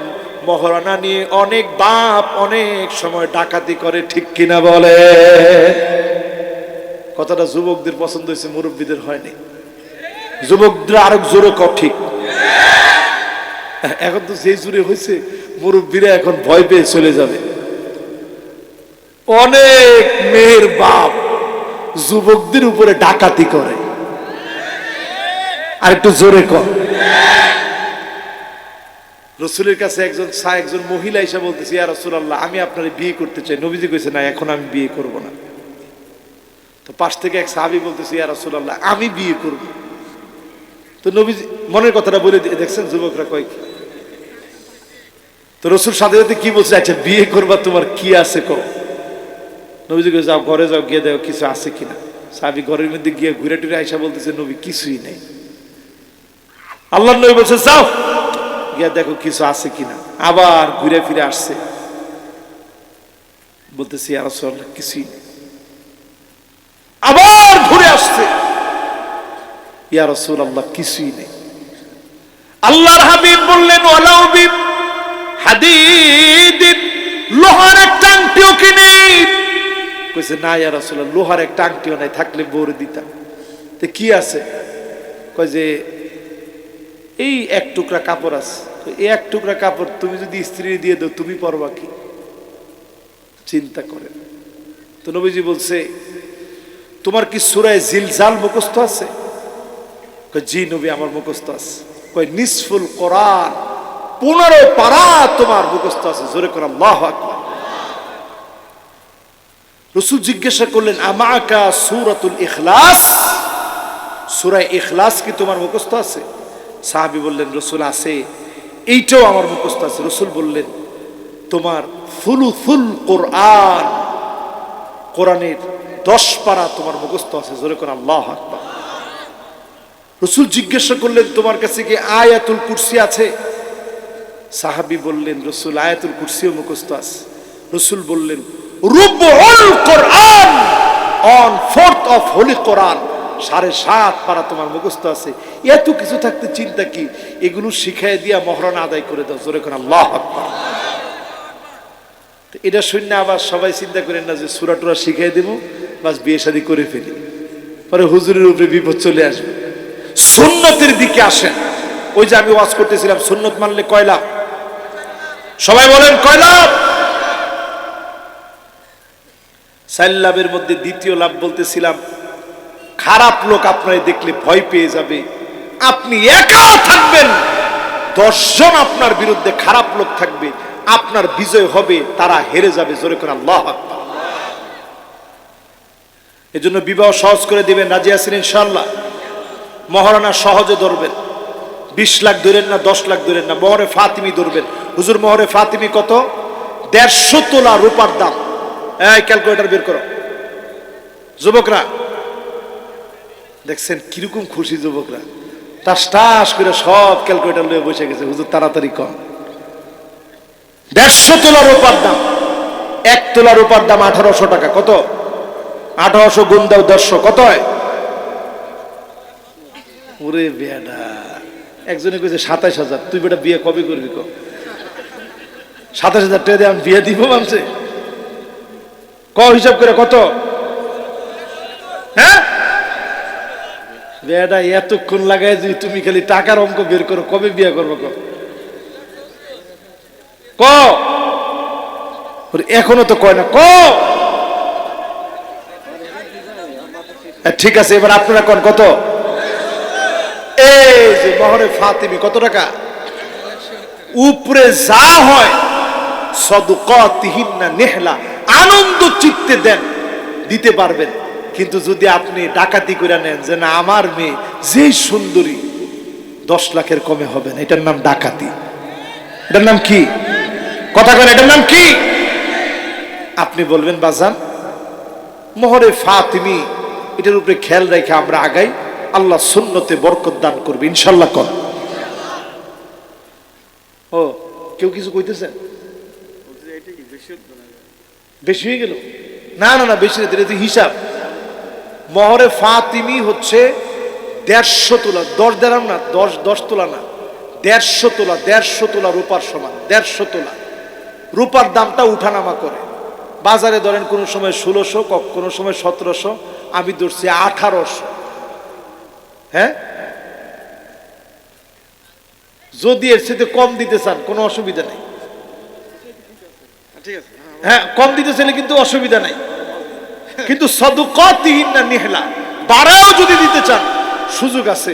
মোহরে ফাতিমি যদি আপনি মানতে চান, 2,70,000 দিলেন, 1.5 লাখ দিলেন, 3 লাখ দিলেন, কিন্তু রূপার দাম নির্ধারণ করে যখন আপনি দিবেন, দেওয়ার ক্ষেত্রে ডাকাতি করা যাবে না। আপনি এরকম করবেন না যে না 10 লাখ টাকাই দিতে হবে না, বিয়ে হবে না। আমি এই জিনিসটা বুঝাইতে যাচ্ছি, আপনারা বুঝতেছেন তো ইনশাআল্লাহ? ইনশাআল্লাহ। আর এক্ষেত্রে সুন্নাহ হচ্ছে যত সহজ করবেন তত বরকত বেশি। বাপ যদি কয় ঠিক আছে 1 লাখ টাকা মহরানা, কোনো অসুবিধা নেই, 1.5 লাখ টাকা মহরানা, অসুবিধা নেই, মোহরে ফাতিমি 2,70,000, অসুবিধা নেই। কিন্তু যদি আপনি ডাকাতি করেন, এটা শরীয়তে জায়েজ, এটা করবেন না ইনশাআল্লাহ। রাজি আছেন না? এরপরে 3 নম্বরে আমার ভাইরা সুন্নাত মানলে আসসাতু ফির রিজক, রিজিকের ভিতরে প্রশস্ততা দিবে, রিজিক বেড়ে যাবে, রিজিকের ভিতরে প্রশস্ততা চলে আসবে। অল্প ইনকাম করবেন, অল্প ইনকামের ভিতরে যিনি বরকত ঢেলে দিবেন তিনি কে? এটা সুন্নত মানার ফলাফল। 3 নাম্বার। এবার কয় নাম্বার? 4 নম্বরে আসিকাতু ফিদ্দিন, দিনের ব্যাপারে আল্লাহ প্রবল বানিয়ে দিবে, অটুট বানিয়ে দিবে, এমন অটুট এমন মজবুত বানিয়ে দিবে দিনের ব্যাপারে। বাতিল আপনাকে মারবে, কাটবে, আপনার হৃদয়ে দিনের মহব্বত দিয়ে যিনি দিনকে বিজয়ী করবেন তিনি কে? যুবকরা আপনারা কি রাগ করছেন? সবাই আছেন তো ইনশাআল্লাহ? এবার বলতেছিলাম আপনি হেদায়েতের উপরে আসছেন, হেদায়েতের উপরে আসেন, বুঝবেন কিভাবে? 1 নাম্বার মানুষের ভালোবাসা থাকলে আপনি আল্লাহর ভালোবাসা পাবেন। 2 নাম্বার কোরআন পড়তে হবে। 3 নাম্বারে সুন্নত মানতে হবে। এবার কয় নাম্বার? 4 নাম্বারে আমার ভাইয়েরা পরীক্ষা আসবে। এখন পরীক্ষা চলতেছে, আরো আসতে বলেন, আওয়াজ করে বলেন মুসলমান। কি আওয়াজ কমে গেল কেন? পরীক্ষার কথা বলার পরে আওয়াজ কমলো কেন? সবাই বলেন পরীক্ষা আছে না নাই? পরীক্ষার দিকে তাকায় দেখেন, ফিলিস্তিনের দিকে যেই পরীক্ষার প্রশ্ন যত কঠিন হবে, পরীক্ষা বলে দিবে ভালোভাবে, ছাত্রদেরকে পাস করায় দিন, কারণ প্রশ্নটা বড় কঠিন হয়ে গেছে। ঠিক কিনা বলেন? আর যেবার দেখবেন প্রশ্ন একবারে সোজা হয়ে গেছে, বলে দেওয়া থাকবে খাতা খুব কঠিন ভাবে দেখেন, নাইলে পোলাবান সব এপালাস পেয়ে যাবে, ইজ্জত সম্মান কিন্তু থাকবে না। তার মানে পরীক্ষার সময় পরীক্ষা হবে, এই জমিনের দিন কায়েমের জন্য পরীক্ষা লাগবে। যত বেশি পরীক্ষা কঠিন হবে, ফিলিস্তিনের দিকে তাকায় দেখেন 3টা মাসের উপরে হয়ে গেছে মুসলমান মার খাচ্ছে। 27,000-এর উপরে মুসলমান শহীদ হয়ে গেছে। আমার সিরিয়ায় 12টা বছর ধরে মুসলমান মার খেয়ে যাচ্ছে। আমার ইয়ামানে পেট পিঠের সঙ্গে লেগে গেছে। আফগানিস্তানে যুগের পর যুগ মার খেয়ে গেছে। সারা দুনিয়াতে পরীক্ষার পর পরীক্ষা চলতেছে। এই পরীক্ষাগুলোর ভিতরে যত বেশি পরীক্ষা দিবেন, তত বেশি যিনি আমাদেরকে বিজয়ের জন্য কবুল করবেন তিনি কে? ঠিক কিনা বলেন? আরো জোরে। এবার আসেন 5 নম্বরে। এটা হচ্ছে আমার শেষ ডেস্টিনেশন। আল্লাহর হাবিব বলেন, হুসনুল খাতিমা কিভাবে বুঝবেন? তোমার জীবন হেদায়েতের উপরে ছিল, কিভাবে বুঝবেন? আইওয়াফিকাহু বিআমালিন সালিহিন ক্বাবলা মাউতিহি, মওতের আগে ভালো কাজ করতে গেলেন, সিজদার মধ্যে চলে গেলেন। সুবহান রাব্বিয়াল আ'লা,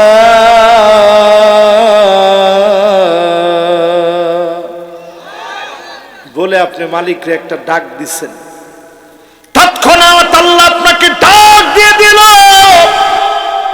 এই সিজদারত অবস্থায় মালিক আপনাকে কবুল করে নিলেন। আপনি বুঝে নিবেন যিনি আপনাকে কবুল করে, মহাব্বত করে, হেদায়েতের উপরে কবুল করেছেন তিনি কে? আইওয়াফিকাহু বিআমালিন সালিহিন ক্বাবলা মাউতিহি, এই জমিনের দিন কায়েমের জন্য বের হয়েছেন, জালেম গুলি চালিয়েছে, বুক জাজরা করে ফেলেছে, আপনি জমিনে লুটিয়ে পড়লেন, শহীদ হয়ে গেলেন। বুঝবেন যিনি হেদায়েতের উপরে কবুল করে নিয়েছেন তিনি কে? আপনি কোরআন তেলাওয়াত করছেন, রোজা মুখে আছেন, ওই অবস্থায় মালিক ডাক দিল, মদিনাতুল মুনাওয়ারায় গেলেন, আল্লাহর নবীর মদিনায় আপনি ঘুরতেছেন, ওই অবস্থায় মালিক পছন্দ করে ডাক দিয়ে ফেলেছে, আয় আয় গোলাম আমার দিকে চলে আয়। আল্লাহর নবী বলেন, এমন যদি কেউ চলে যায়, আনা শাহিদুন লাহু, আমি নবী সাক্ষী দিব, আল্লাহ আমার এই উম্মত আমাকে বড় ভালোবাসতো, মেহেরবানি করে মাফ করে দাও। নবীর দোয়ার কারণে যিনি মাফ করে দিবেন তিনি কে? তাহলে কয়টা বললাম? সবাই বলেন। এত সুন্দর মনোযোগ আজকে, মাশাআল্লাহ। 1 নাম্বারটা বলেন তো দেখি কি? আর জোরে বলেন, 1 নাম্বারটা কি? 2 নাম্বার,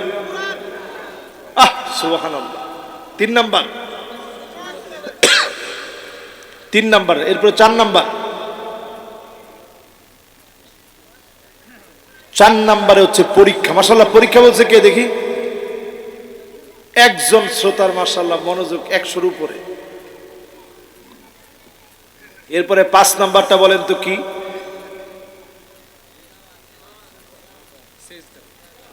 5 নাম্বার হচ্ছে যে লোকটা ভালো কাজ করতে করতে মরবে, বুঝবেন মালিক তারে হেদায়েতের উপরে কবুল করছে। জোরে কোন আল্লাহ।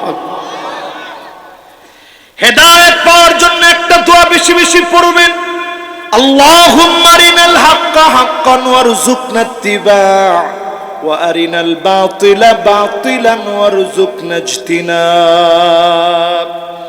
আল্লাহ তাআলা হেদায়েতের উপরে থাকলে এই পথে তুমি আমাকে রাখো, আর যদি এই যুবকরা বসো বসো বসো, এই চারজন যুবক শেষ তো বাজান, এই তো এরা, এই তো মাশাআল্লাহ দুইজন বসছে।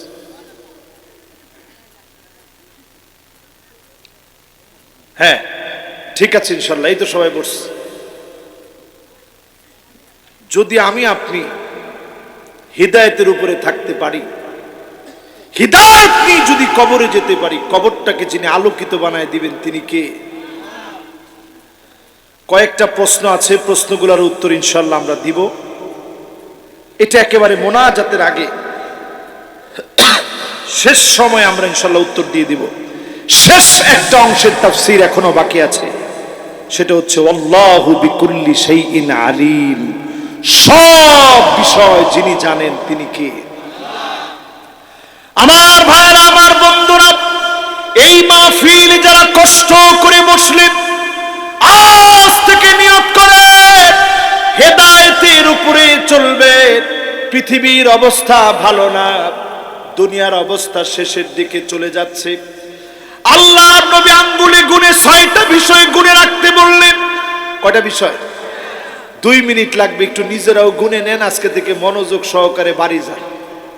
1 নাম্বার, রাসূল বলছে মাউতি, গুনে রাখবা আমি নবী যখন চলে যাব, যেই কোনো মুহূর্তে এই পৃথিবীর মধ্যে একটার পর একটা আযাব আসতে পারে। নবীজিকে, আমরা নবীজিকে কি পাইছি? জোরে বলেন পাইছি? 1 নাম্বার আলামত চোখের সামনে মিলে গেছে। 2 নাম্বার, আল্লাহর নবী বলেন সুম্মা ফাতহু বাইতুল মুকাদ্দাস, আবার বাইতুল মুকাদ্দাস বিজয় হবে। আমার বাইতুল মুকাদ্দাসকে যিনি বিজয়ী বানায় দিবেন তিনি কে? আপনি আমি এখনকার অবস্থা দেখে মনে করতেছি হুজুর সব তো মনে হয় শেষ। 27,000-এর উপরের মানুষ শহীদ হয়ে গেছে, ছোট ছোট বাচ্চাগুলো শহীদ হয়ে গেল। হসপিটালের ভিতরে কোনো অ্যানেস্থেসিয়া নাই, জীবন্ত মানুষের হাত কাটা হচ্ছে, একটা চোখের মধ্যে আঘাত লেগেছে, চোখটাকে উঠানো হচ্ছে। খাবার নাই, পানি নাই, রাস্তার নর্দমার পচা পানি মুসলমান খাচ্ছে। পাখির লিকুইড খাবারগুলো, পাখির শুকনা খাবারগুলো পানি দিয়ে জাল দিয়ে মুসলমানের প্লেটে দিচ্ছে, মুসলমান খাচ্ছে। সারা দুনিয়াতে মুসলমানরা যখন এত পরিমাণ মাজলুম হচ্ছে, আপনি আজকের এই মাহফিল থেকে মিলায় দেখেন। আল্লাহ নবী 2 নম্বরে বললেন আবার বাইতুল মুকাদ্দাস বিজয় হবে। হযরত ওমরের সময় একবার বিজয় হলো, আবার বিজয় হলো সালাউদ্দিন আইয়ুবীর সময়ে। এখন আবার যিনি বিজয় দান করবেন তিনি কে? এরপরে নবীজি বললেন শোনো, সুম্মা মাউতানুন ইয়াখুযু ফীকুম কাকুআসিল গানাম, ছাগলের ঠান্ডা লাগলে ছাগল যেভাবে কাশতে থাকে এরকম ঠান্ডা জনিত একটা মহামারী আসবে। ও আমার সিরাজগঞ্জের ভাইয়েরা, বলেন তো দেখি এইরকম মহামারী কি আসছে? কি নাম? সবাই বলেন কি নাম?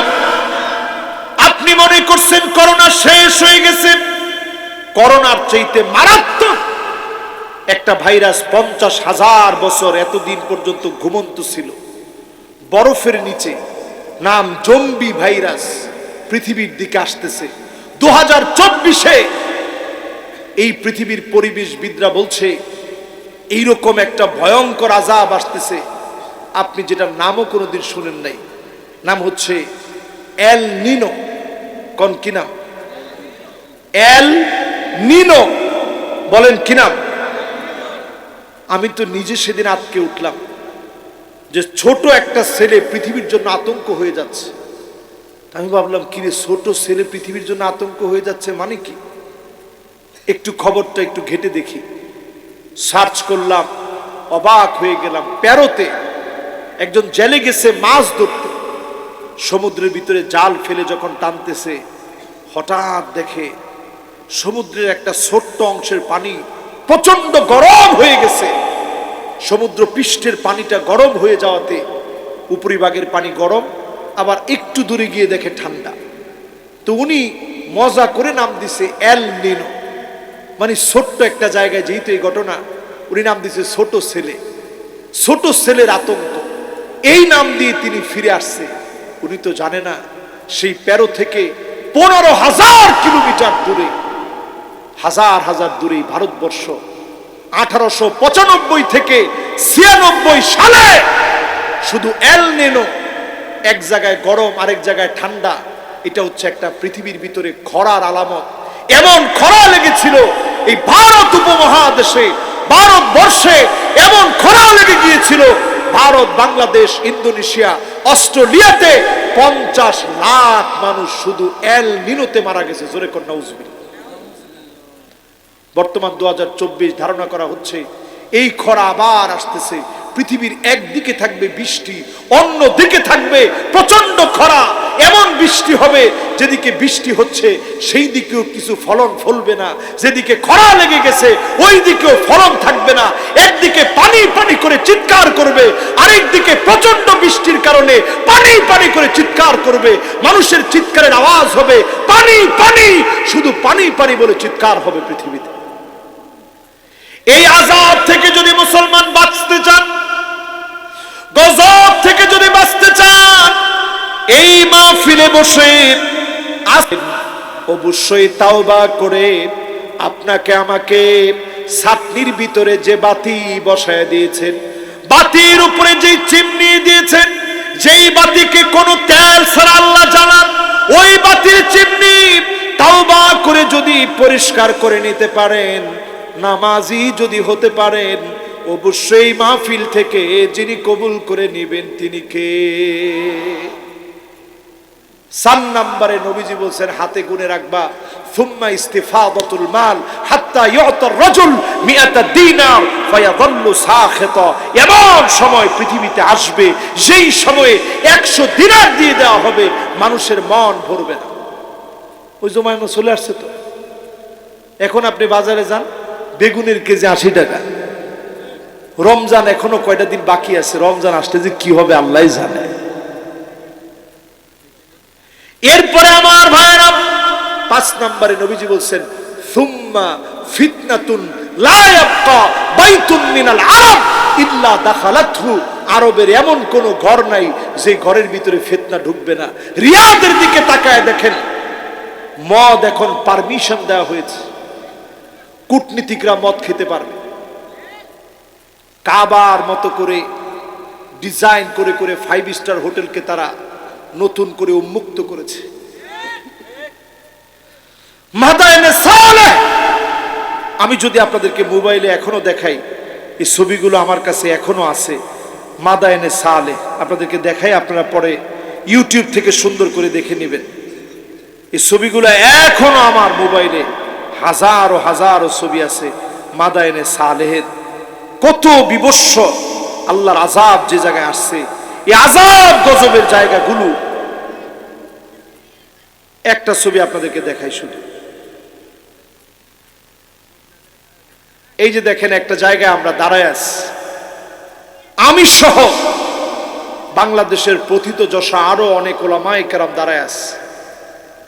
মাদায়েনে সালেহ এমন একটা জায়গা, আমরা সেই জায়গায় গিয়ে সবাই কান্নাকাটি করছি যে আল্লাহ এই জায়গাটা আপনি আযাব দিয়ে ধ্বংস করে দিচ্ছেন। কিন্তু সেই ধ্বংসের জায়গাতে খোদ সৌদি আরবে, ওই ধ্বংসের জায়গাতে সৌদি আরবে নাচ গানের জন্য বিদেশিদের জন্য মুক্ত করে দিয়েছে। ছোট ছোট ড্রেস পরে সেখানে নাচবে। যেই জায়গায় নবীজি বলছেন গেলে কাঁদতে কাঁদতে বের হবা, কোন জায়গায় তোমরা দাঁড়াবে না, ইল্লা আনতুম বাকুন, চোখের মধ্যে পানি নিয়ে ফিরবে, শুধু ওই জায়গাতে দাঁড়াবে। সালেহ আলাইহিস সালাম যেখানে উটকে পানি পান করিয়েছে। বড় দুঃখজনক সত্য, আজকে মুসলমান এমন হয়ে গেছে, টাকার জন্য, টুরিস্টদের জন্য, মাদানে সালেকুম মুক্ত করে দিয়েছে। আল্লাহর নবী বলেছেন সৌদি আরব সহ আরবের ভিতরে ফিতনা ডুববে। এমন বিবাহ আসছে নিকাহে মিসিয়ার, টাকার বিনিময়ে বিবাহ। মহিলা আপনারে বলবে আমি টাকা দিব, তুমি আমারে বিবাহ করবা, যতদিন তোমারে আমার ভালো লাগবে তোমার সঙ্গে থাকবো, ভালো লাগবে না থাকবো না। এরপরে 6 নম্বরে নবীজি গুণে রাখতে বলছেন সুম্মা আছে, রাশিয়াতে আছে, ইস্তাম্বুল মুসলমানদের বিজয় হওয়ার পরে 21 বছরের যুবক সুলতান মুহাম্মদ আল ফাতেহ সে যখন বিজয় করছে তখন এই খ্রিস্টানরা চলে গেছে বর্তমান রাশিয়ায়। এজন্য দেখবেন রাশিয়া প্রত্যেকবারই মুসলমানের পক্ষে থাকার চেষ্টা করে।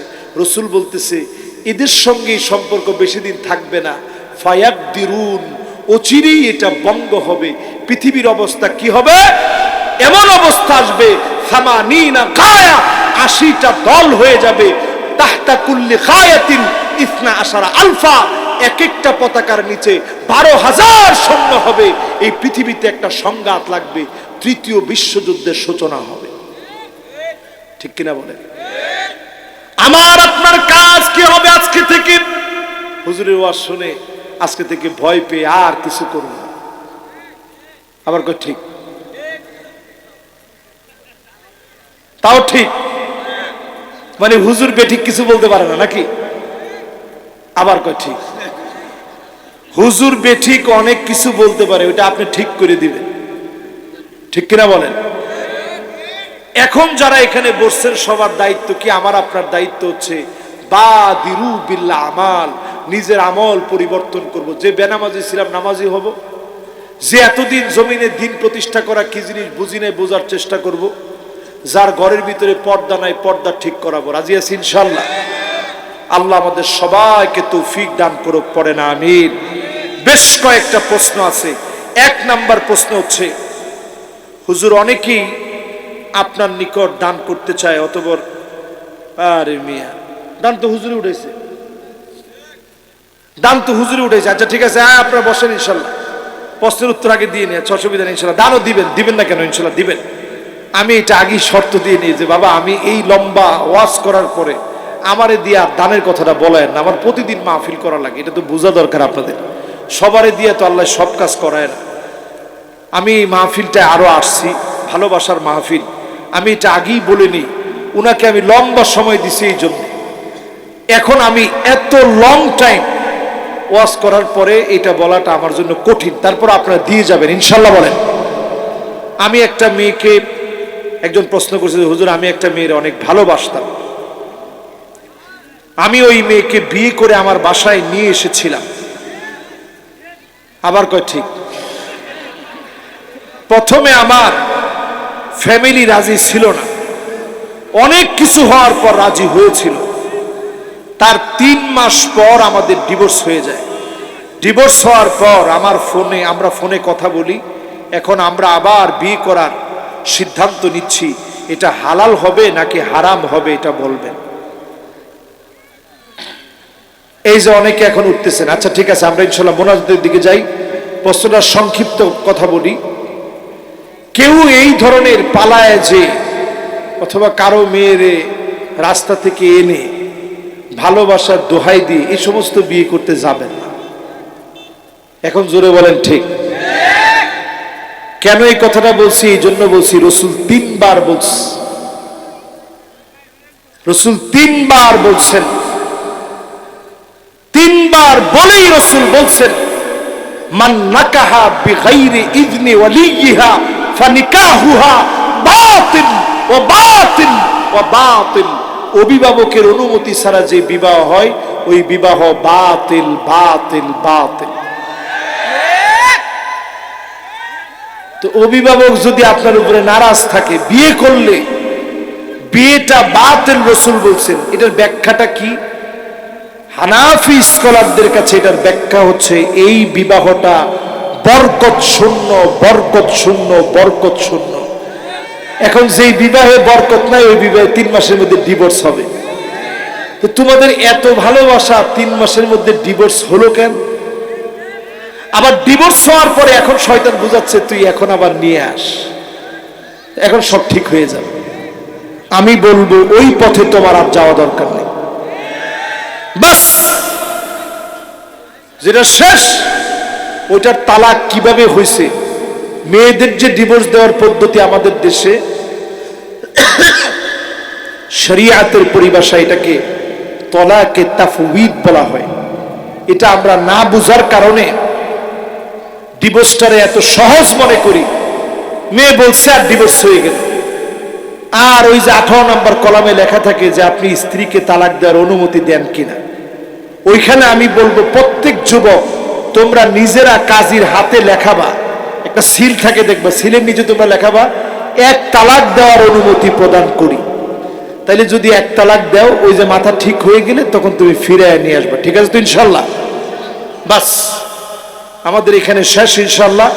যেই তো মাদ্রাসার মাহফিল, ইনশাল্লাহ মাদ্রাসার ছাত্ররা যাবে দরুদ শরীফ পড়তে পড়তে। আমরা ইনশাল্লাহ একজনও কৃপণতা করব না। কে কে কৃপণ হাত তুলে তো দেখি। একজনও কৃপণ নাই। একজন কৃপণ আছে, হাত তুলছে।